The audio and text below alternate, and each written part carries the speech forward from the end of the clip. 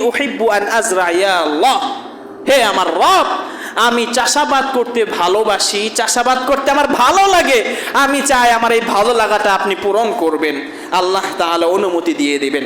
ফাবাদারা, তখন সে বীজ নিয়ে, ক্ষেত আছে যে ক্ষেতে বীজ ছিটিয়ে দিবে।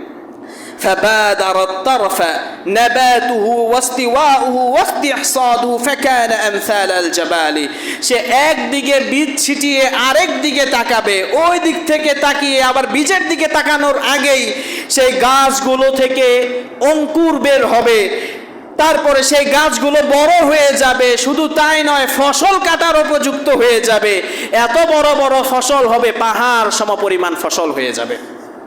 এটা হলো কেন? কারণ জান্নাতে কষ্ট বলতে কিছু নেই। কারণ যদি এমন হয় প্রতিদিন বীজে পানি দাও, কষ্ট আছে নাকি? নাই, আছে না? প্রতিদিন আবার ওই যে ক্ষেত নিরাই, আমরা ক্ষেত নিরাই